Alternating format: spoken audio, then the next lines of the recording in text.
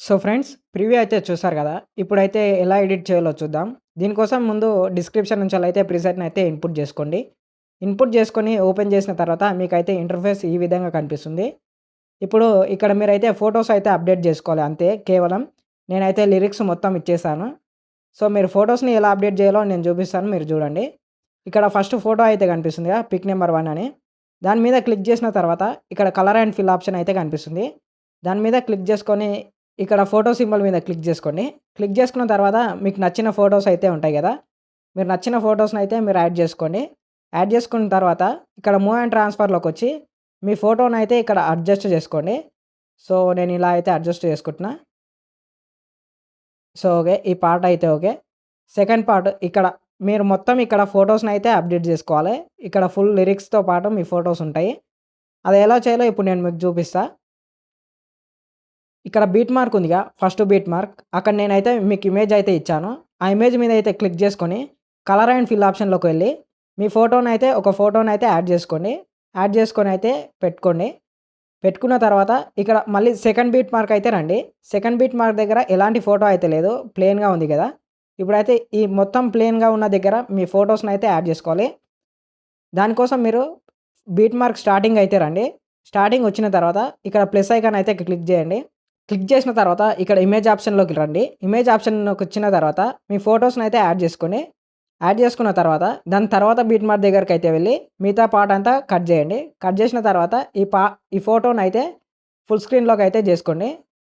ఇలా ఫుల్ స్క్రీన్‌లోకి చేసుకొని మీరు ఫోటోనైతే అడ్జస్ట్ చేసుకోండి.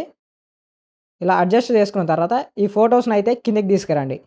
ఎందుకంటే ఇక్కడ లిరిక్స్ అయితే పేస్ట్ అయ్యి ఉన్నాయి గదా! ఆ లిరిక్స్ కిందికి వెళ్ళిపోతాయి.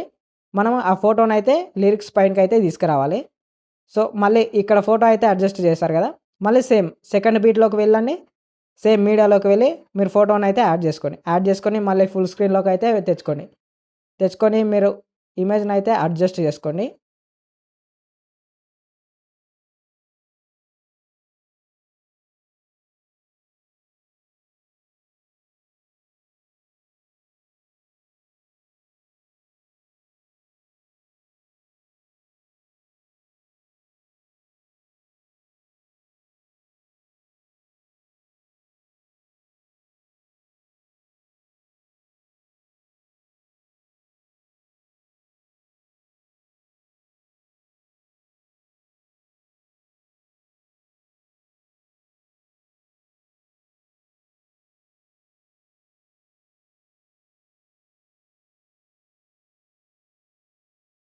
ఇక్కడైతే ఫస్ట్ ఫోటో కనిపిస్తుందిగా దానికై ఆ ఫోటోకైతే నేనైతే ఎఫెక్ట్ అయితే ఇచ్చాను. దాన్నయితే కాపీ చేసుకోండి. ఆ ఫోటో మీద క్లిక్ చేసుకున్న తర్వాత ఇక్కడ లేయర్ ప్లస్ సింబల్ అయితే క్లిక్ చేసుకోండి. క్లిక్ చేసుకున్న తర్వాత ఇక్కడ కాపీ లేయర్ అని కనిపిస్తుంది. దాని మీద అయితే క్లిక్ చేసుకోండి. క్లిక్ చేసుకుంటే ఆ ఫోటోకున్న ఎఫెక్ట్స్ అయితే కాపీ అయితాయి. ఇప్పుడు మీరు ఇంతకుముందు యాడ్ చేసుకున్నారు కదా ఫోటోస్. వీటిలకైతే ఆ ఎఫెక్ట్‌ని అయితే పేస్ట్ చేయాలి. అది ఎలా చేయాలంటే మీ ఫోటోస్ మీద అయితే క్లిక్ చేసుకోండి. క్లిక్ చేసుకున్న తర్వాత ఇక్కడ సేమ్ లేయర్ ప్లస్ సింబల్ అయితే క్లిక్ చేసుకోండి.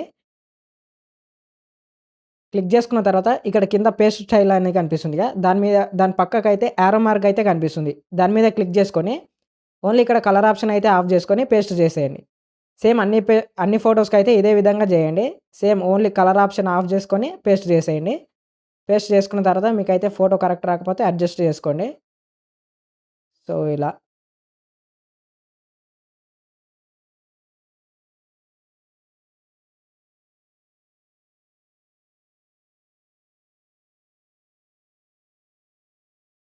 సో, ఇలా అయితే పేస్ట్ చేసుకుంటారుగా మీ వీడియో అయితే రెడీ అయిపోతుంది.